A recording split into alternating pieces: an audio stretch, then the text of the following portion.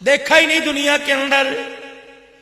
غریب ریڑی لے کے چل رہا تھا, بارش ہوئی, یوں گاڑی گھوم کر کے گھمائی, چھیٹے ڈال کے چلا گیا. کیا کرتا, روڑا مارتا, نلکے کے نیچے بیٹھ کے دھو رہا ہے. یا اللہ کیا غریبی اتنی مذاق بن گئی, اللہ اتنے مخلوق کے لیے مذاق بن گئے, تیری زمین پہ چلنے نہیں دیتے. خدا پاک کی قسم اسے وٹ چڑھ رہے ہیں, پنجابی کہتے وٹ چڑھ دے پہ, اسے غصہ آ رہا ہے. وہ کہہ رہے میرے بندے تیرے تو کپڑے دھل گئے, جو قبر میں لٹا کے میں دھلائی کروں گا, اسے بچانے والا کوئی نہیں ہوگا.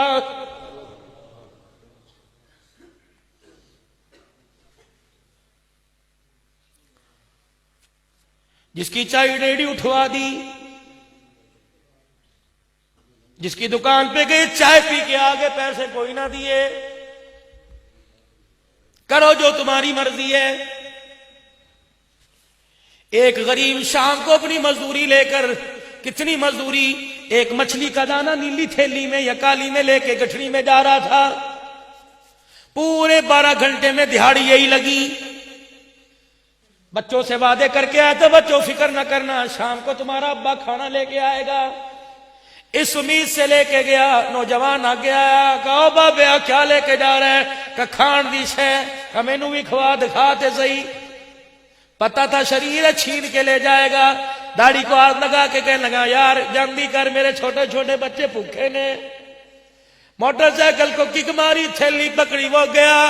پیچھے کھڑا روتا دیکھتا رہا. گھر گیا, مچھلی کا دانہ لے کے گیا.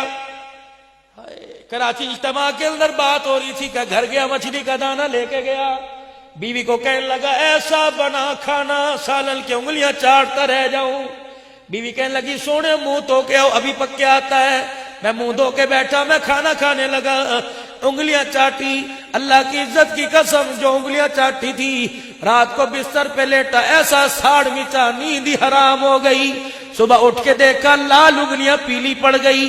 ڈسپینسر کے پاس گیا, انہوں نے کہا اسپتال چلا جا. وہاں گیا, ڈاکٹر نے کہا پتہ نہیں کوئی زہریلی چیز پھر گئی, پورے ہاتھ میں زہر پھیل گیا, ہاتھ کاٹنا پڑے گا. کہ ہاتھ کٹوایا, 4 دن کے بعد دوسرا کٹا, پھر بازو کٹا, 8 دن کے بعد تیسرا بازو کٹا. کہنے لگا او لوگو اللہ اکبر, میرے سے دیکھ کے عبرت حاصل کر لو, اللہ کو ناراض نہ کرو, اللہ کی مخلوق کو دکھ نہ دو. کہنے لگا او لوگو, ایک دن صبح اٹھا, میری گردن میں درد ہوا, شیشے کے آگے کھڑا ہو کے دیکھا پوری گردن پیلی تھی. میں ڈاکٹر صاحب کے پاس گیا, ہاتھ جوڑ کے کہا ڈاکٹر جی اب یہ نہ کہنا گردن کاٹنی پڑے گی. ڈاکٹر صاحب کہنے لگے بیٹے اس کے علاوہ چارہ ہی کوئی نہیں. میں نے ڈاکٹر کا ہاتھ پکڑا, میں نے کہا میاں اتنے ٹیکے لگائے, اتنے ٹیسٹ ہوئے, اتنا پیسہ لگا, او بابا شفا کیوں نہیں ملتی. ڈاکٹر ہاتھ پکڑ کے کمرے میں لے گیا. کہنے لگا پترا میں تجھے اصل بات بتاؤں, خدا پاک کی قسم یہ بیماری نہیں لگی, کسی کی بد دعا لگی ہوئی ہے. انہوں نے کہا ٹھیک کیسے ہوں گا, کہ جب تک وہ معاف نہیں کرے گا ٹھیک نہیں ہوگا.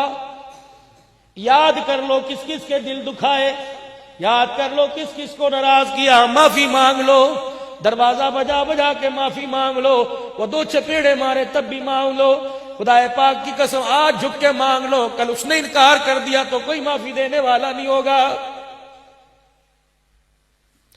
کہاں سے تلاش کروں. کہنے لگے بھائی مجھے نہیں پتا جس کو کسے تکلیف دی. کہنے لگے ڈاکٹر صاحب کس کس کو نہیں دی. کہ جس سے زیادہ دکھ دیا, جس کے بچوں کی روزی چھینی یاد ہے, یہ لگی چوٹ. چلا گیا اسی بازار میں, بازو کوئی نہیں, ہاتھ کوئی نہیں, ٹنڈا پھر کے کہنے لگا او لوگوں میری طرف دیکھو, سیاڑتے ہو پہچانتے ہو, ہاں جی السلام علیکم السلام علیکم السلام علیکم, تو وہی ہے نا. کچھ عرصہ پہلے اسی جگہ پر میں نے ایک غریب کی تھیلی چھینی تھی, وہ رو رہا تھا. کہ بابا اس کی کیا کہنے, وہ تو ادھر کو جاتا ہے ادھر کو چلا جاتا ہے. آج کہاں ملے گا, کہ ادھر گیا اب ادھر سے گزرے گا. اللہ اکبر. تھوڑی دیر کے بعد جس کی تھیلی چھینی تھی وہ آ گیا, اس کے آگے کھڑا ہو کے کہنے لگا بھائی مجھے پہچانتے ہو. کہ نہیں بھائی, امیروں سے غریبوں کا کیا واسطہ, غریب آدمی ہے, نیوی تھا بینڈ والے صوفے پہ بیٹھنے والوں سے کیا تعلق. اللہ اکبر. کہ میں وہی ہوں جس نے تیری مچھلی چھینی تھی. یہ سنا, چیخ مار کے آسمان کی طرف دیکھا, پھر اس کی طرف دیکھ کے کہنے لگا مجھے سمجھ نہیں آ رہی ابھی تک بچ کیسے گیا ہے. وہ کہنے لگا میں تُنے کیا بددعا دی؟ کہا غریب کیا بددعا دے سکتا ہے؟ میں کیا بددعا دے تھی؟ کہا صرف اتنا ضرور تھا، مسجد ڈھا دے مندر ڈھا دے دل نہ کسی دا ڈھاوی۔ جب تو مچھلی چھیل کے گیا تو دل ہی ڈھٹ گیا، پتا تھا ابو کے آنے کا وقت ہے، بچے بوئے پہ کھڑے ہو کے انتظار کر رہے ہوں گے، تو مچھلی چھیل کے گیا۔ میں گھر کے راستے سے واپس بازار میں درخت کی چھاؤں کے نیچے آ کے بیٹھ گیا۔ میں نے کہا خالی آج جاؤں گا، بچوں کو کیا منہ دکھاؤں گا؟ بچے جب تک سو نہیں گئے مجھے یقین نہیں ہو گیا، میں گھر نہیں گیا۔ میں نے آہستہ سے دروازہ بجایا کہ دروازے کی آڑ سن کے بچے اٹھ نہ جائیں کہ ابو روٹی لے کے آیا۔ میں نے آہستہ سے دروازہ بجایا، میری بیوی باہر آئی اور میری طرف دیکھ کے سبکیاں بھر بھر کے رونے لگی، کہنے لگی چل میرا نہیں ان کا تو خیال کر، کبھی میں نے دیگڑی میں چمچہ میں لا کر، کبھی میں نے دیگڑی میں پانی ڈال کر ان کا دل بہلایا، میں لوریاں بھی دے رہی تھی۔ میں نے کہا اللہ کسی طرح سو جائے، کسی طرح سو جائیں۔ بالآخر ہڈی تو نہ پکی، یہ بچے سو گئے، ان کا تو خیال کرتا۔ کہ میں روتا ہوا بستر پر آیا، میں چرپائی پہ لیٹا اور میں نے اپنے دونوں بازو اپنے چہرے پر رکھ کر ہچکیوں کے ساتھ رونا شروع کر دیا۔ اچانک پتہ نہیں مجھے کیوں خیال آیا، میں نے یوں کر کے بازو ہٹا کر آسمان کی طرف دیکھا، میرے چہرے پر آنسو ہی آنسو تھے، میرے منہ سے ایک جملہ نکلا، یا اللہ میں تو مجبور تھا، تو تو مجبور نہیں تھا۔ بس یہ جملہ کا پھر مجھے نہیں پتا قدرت والے نے تیرے ساتھ کیا کیا۔ کہ بھائی جو انگلیاں چاٹی تھی وہ نہیں رہی، چھینا جھپٹی کی تھی ہاتھ نہیں رہے، تو معاف نہیں کرے گا، لگتا میرا جسم بھی سلامت نہیں رہے گا۔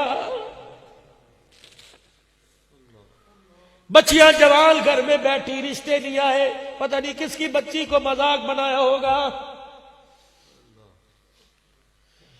کسی لنگڑے کو دیکھ کر، کسی پتلے موٹے کو دیکھ کے ہنسے پڑے ہوں گے، فالج میں پڑے ہو، میز پر پانی کا گلاس پڑا، پینا نصیب کوئی نہیں۔ کسی رشتہ دار کے لنگڑے پن کو دیکھ کر گھر آ کے اس کی نقل اتاری ہوگی، اللہ نے نقل بستر پہ ڈال دیا۔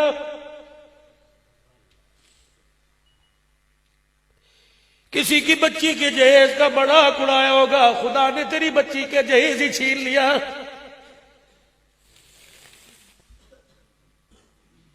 کسی کو لال جوڑے میں دیکھ کر کہا ہوگا محبت کی شادی عشق ٹکا کیا، خدا پاک کی قسم ہے یہ جملہ تیری بیٹی پر پڑ گیا، رات کے اندھیرے میں تیری عزت کا جنازہ نکال کے نکل گئی۔